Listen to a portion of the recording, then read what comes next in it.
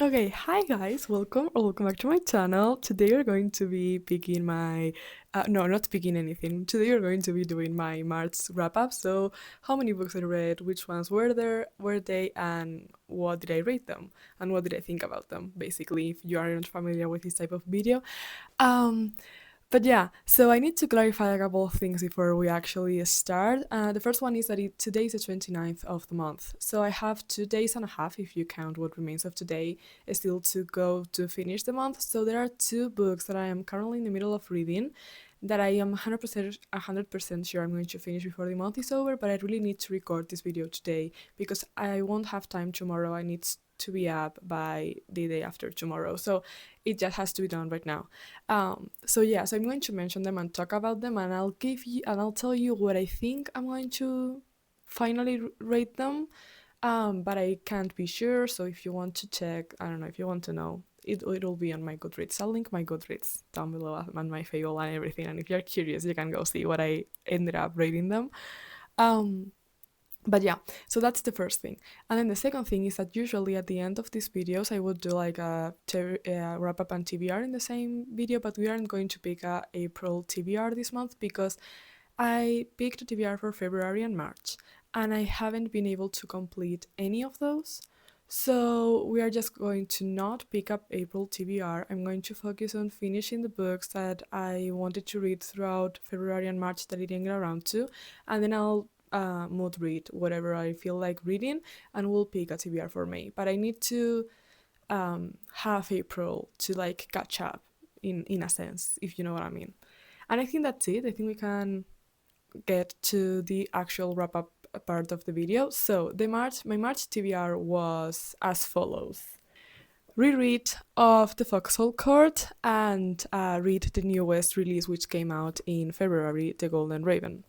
A read of The House on the Cerulean Sea, reread of The Song of Achilles, continue reading the Magnolia Parks universe. By the time that March started, I had the last two books, so the Daisy Hates the Green Undoing and Magnolia Parks Into the Dark to go. And the last one was the Emily Wilde, Encyclopedia of Fairies.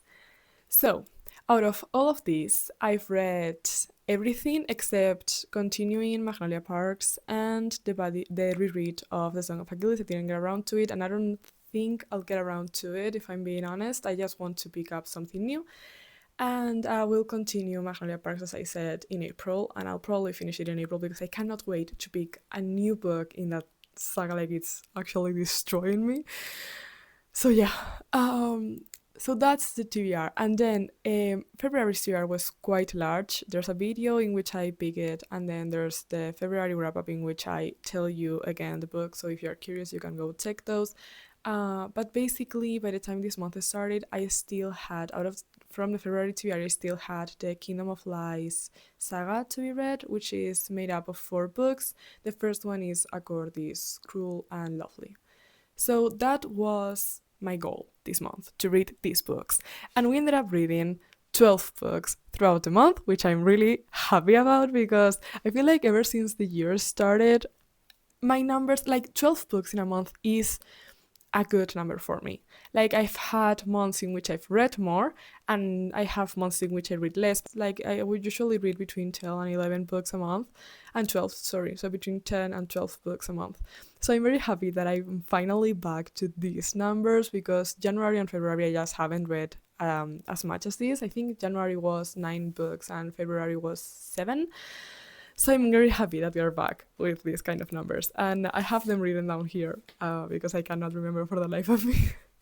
So we are going to go through these in chronological order as I read them throughout the month. And if there's a video of me reading these books, then I'll tell you so you can go watch that, like my live reactions to them. So we started the month with a 24-hour readathon. So you can like pause the video here and go watch that if you haven't, and then come back. And in that 24-hour readathon, we finished 4 books. The first one that we binge read in like 4 hours at night was Wild Wolf, the last installment in the Darkmoor Penitentiary series by the Twisted Sisters, which is the sequel to Zodiac Academy. So I finally read every completed series that is out there in the Zodiac Academy universe. I still have Never Keep to be read, but that's like a new series that they're writing right now, and I actually want to pick those up. But yeah, but I've read everything that is completed, and oh my god, I'm obsessed. I think the Darkmoor Penitentiary though was my least favorite out of the three. I would say that my obviously top tier is Zodiac, and then Ruthless Boys, and then Darkmoor. But still, I gave the last book 4.75 stars. Amazing. It's really fast as well. So this whole series is about like a prison heist. Basically, she gets locked in the prison because she wants to break out two inmates. And it's the story of her in the prison, like the people that she meets and her relationship with them, and the magic system, and uncovering some dark and secrets. And it's amazing. So if you like, obviously you start with Zodiac. Like if you're going to start somewhere, you have to start with Zodiac. But read this, it's amazing. It's such a good time.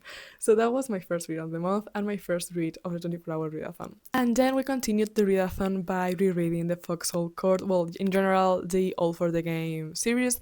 And I finished the first and second book in the 24-hour readathon, so the Foxhole Court and the Raven King. So if you want to see my reactions to them as I read them and my thoughts, like more profound thoughts on this, you can go watch that again. But everything, what you need to know is that this is amazing. And that's it. Like, no more words should be needed. Just read this and enjoy and suffer and thank me later. Um, and by the time that the 24-hour readathon was coming to an end, I had started the third book, The Kingsman, but I did not get to finish it in that blog, but I finished it 2 days later. So yeah, in general, 5 stars to every single book, but I would say it's a 6 star series for me. Like, even though none of the books are like I'm obsessed with this book in specific, I am obsessed with the series in general and the characters and everything that happens in this book. Like, it's crazy, it's amazing, I love it. So pick them up, really. Like, give them a chance. And it's like 95 cents on Kindle. So just read them. And in the 24-hour, we were also listening, well, I was also listening to an audiobook, and it was the God of War audiobook, the sixth book in the Legacy of God series by Rina Kent. And I was so ready to give up on this series. Like, oh my god, I've read by the point that I was listening to this, by the time that I was listening to this audiobook, I had read every other book except for the second, and I'm not going to read the second. I just don't care about the couple. I don't care enough to pick it up, and I do not enjoy these books enough for me to be like, even though I'm not obsessed with the couple, I'm going to pick it up. No. So, yeah, the last book, The God of War, is the one that I've rated the lowest. I just wasn't clicking with it. Again, if you want to have like more in-depth thoughts on this book, like for me, I talk about it more in the 24-hour readathon, but I gave it 2.5 stars, which is pretty low for me. I don't judge books low. That's not my style. So for me to give a book 2 point something stars, it's more than enough. Like nothing else needs to be said. Yeah, that's simply not for me. That's okay, just not my thing. And I was so ready to give up with Rina Kent, but we'll talk about it more in a sec when I get to it, because I really want to do this in chronological order, or I'm going to forget about some books. So the 24-hour readathon was over. I finished reading The Kingsman, and then I read The House on the Cerulean Sea. I showed you that I own it in Italian, but I think I read maybe like a chapter and a half in Italian physically, because I don't know, guys, I'm just a Kindle girl now. And I just cannot be bothered to read physically. Really, it's like a chore for me now to be picking this up when it's so much easier to read on my Kindle. And to think that a year ago I was like, no, I'd so much rather read physically.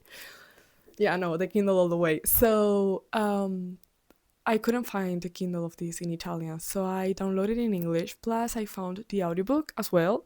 So I was mostly listening to the audiobook for this, and it's so good. So good. 4.75 stars. So good. So wholesome. So cute. So everything. If you need a pick me up story, like something that will make you smile and feel hope in humanity again, pick this book. It's really cute. And then, and then, as part of my February TBR was the Accord is Cruel and Lovely saga, I decided to pick up the first, and it was good. I gave it 4 stars. I don't know. It basically it's about a human girl, and basically this like the way this magic system works is humans are born with magic, but when they are little kids, they need to perform this ceremony in which they give the magic up, and once they turn 25, the magic is returned to them.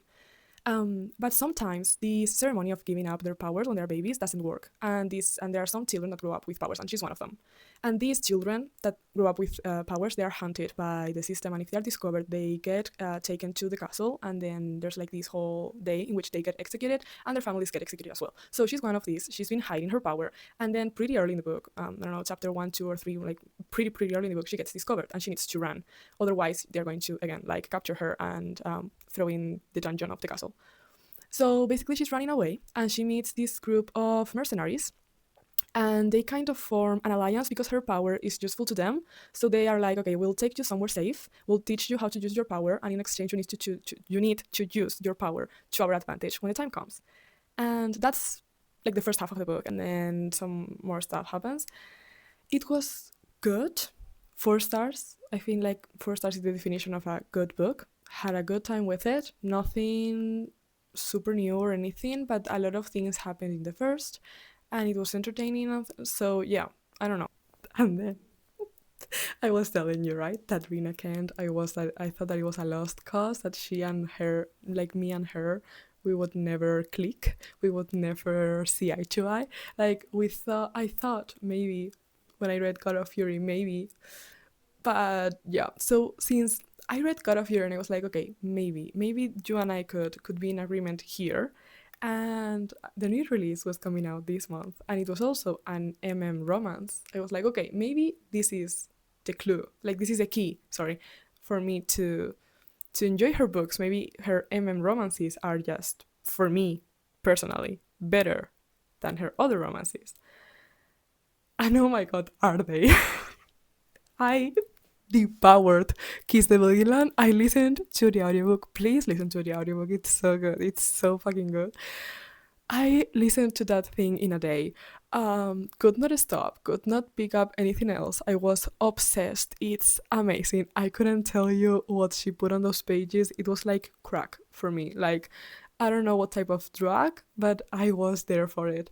It is not going to be for everybody. I've actually seen more people saying bad things about the book that good things. Like a lot of people have DNF'd or are saying that they did not like it at all. Me personally, obsessed. 5 stars, incredible. Like her best book, her best work so far for me personally. Yeah, I cannot wait for the next book in this series, the new one that she's doing right now, the Villain series, I think it's called. This one was Kiss the Villain, and then next year, Hunt the Villain is coming out. And it's also an romance, and I cannot wait. Like, if it's anything like this one, I'm going to have so much fun with it. Cannot tell you why, though. Like, it's horrible. Like, you think about it, and the plot is not there. Their relationship is problematic at best, but oh my god, is it good? Cannot tell you why. It just is. Like if you get it, you get it, and if you don't, you don't. I think that's the simplest truth. But yeah, amazing. Pick it up, give it a chance. I don't know. Maybe it won't be for you, but maybe it will be. And if it is, oh my god, is it a good time? Okay. And actually, by the time that I decided to pick Kiss the Villain up out, yeah, I was buddy reading with a friend, Emily Wilde's Encyclopedia of Fairies. We are going to read the three of them together. So far we've read the first. But yeah, I had to stop. Like there was a day there in the buddy read that I just had to stop. And focus on Kiss the Villain. But we're talking about Emily Wilde now. Really good. Actually, yeah, I had my expectations were low, to say the least. Since I heard it was a cozy fantasy, I don't know. I don't know why. I thought that it would be boring. Like maybe not boring, but like nothing much would happen in the book at all, and it's not the most high stakes book out there by any means. but it's really good. So basically, what we are reading is her journal. So not the things that as they are happening, but her afterthoughts on the matter. But it's really good, and I really loved the Bumblebee character. It was one of the main reasons that I enjoyed this book so much. I love their relationship, but I love him as an individual as well.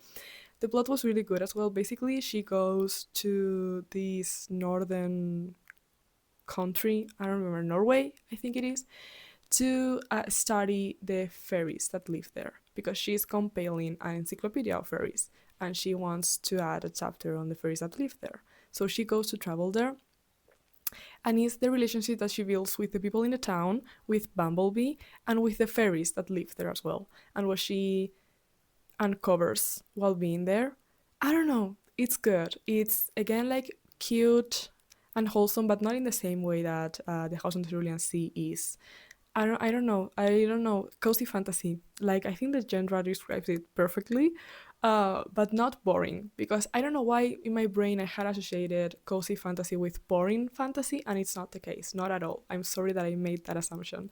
So yeah, really good. I'm 100% going to continue with the trilogy, obviously, and I cannot wait for to pick the second one with my friend. I think we're going to have a really good time reading them. So yeah, 4.5 stars. By the way, yeah, I don't think I told you. I gave it 4.5 stars, so really good book.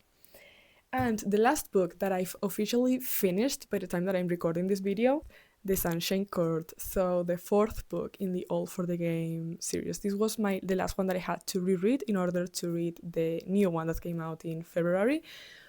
I had a really good fun, like a really good fun now. I had I had so much fun with the reread. That's the word that I was looking for. So much fun with the reread. Pick this series up and give it a chance. Check out the trigger warnings before you do, though. But yeah, and I finished it yesterday, and then I started the Golden Raven this morning. Well, no, not this morning. I started the Golden Raven last afternoon, and I'm reading it on my Kindle. The cover is horrible. I'm just going to leave you a picture here, but it's ugly AF. But yeah, it's really good. I have 100 pages to go. I started it last afternoon, as I said, and I couldn't stop. It was everything that I did in the afternoon. There's actually a blog coming out. Well, there's two blogs coming out in which you're going to see me reading this because I'm recording two different blogs right now. One is continuing series that I'm in the middle of, and the other is reading new releases. So you're going to see that book in both those videos. So you'll get, like, if you want to see me reading this, then stay tuned for those videos. They are going to be really, I don't know, they're going to be up in the following weeks. Really good so far. I think I'm going to give it 5 stars as well. I don't know. I think it's going to be, I'm having so much fun with it. I have 100 pages left. Really good. It's really good. So yeah, that's all I'm going to say about it. Just nothing new. Like everything, like it's all I've been saying about this series, right? So just trust me, pick it up. And lastly, the other book that I am currently halfway through, I think that one I am 60 something percent through the book, and that is A Kingdom This Cursed and Empty, I think it's called. But these type of titles, I don't know. I sometimes mess them up, so I hope I got it right. But yeah, the second book to the A Court is Cruel and Lonely and Lovely series, the Kingdom of Lies series. I am not having such a good time with this one as I was with the first. I am not enjoying it as much. I feel like in the first a lot of things happened and we get to know a lot of characters and a lot of things, and then this one has slowed down so much. I don't know. I just don't get it. I'm not, nothing is happening, like barely anything at all is going on. The romance of the romantasy is pretty much resolved, like they are a couple, so not a lot of drama on that front either. So I'm kind of bored, if I'm being honest. And I also feel like they are always telling me things. So something will happen, for example, like there will be a scene in which, I don't know, something happens, and then we have a conversation between the characters explaining to me what has happened. And I could do without the conversation afterwards, like I feel, where's the magic? Where's the mystery here? If you're always telling me what is going on and what is happening, and there's no mystery, there's no questions. Like, I'm not intrigued on any front right now. I mean, they have a mission and there are these magical objects that they want to find, but besides, I don't really care. I know why we need these artifacts, where they are, why they are important, how we're going to use them. Like, there's nothing, there's no intrigue, no mystery, no nothing. So I think I'm going to finish the book just because I started it and I don't like DNFing. Plus, I'm listening to it on audiobook, so I think it makes it easier for me to keep going with it. But I don't think I will be continuing the series. I don't know. I don't know. If you want to know for sure, watch the video in which I talk about the series that I'm currently in the middle of, which will be out again probably next week. But that's going to be it. I don't know how I'm going to rate this one. I don't know, in between 2 and 3 stars. If it doesn't pick up at the end, it's going to be 2.5. And if it does, then maybe it will be round up to a 3. I don't know. But yeah, so this has been it. These are the 12 books that I read in March. So if you liked this video, make sure to give it a thumbs up, comment, subscribe, and everything else you're supposed to do. And I'll see you all in the next one. Bye!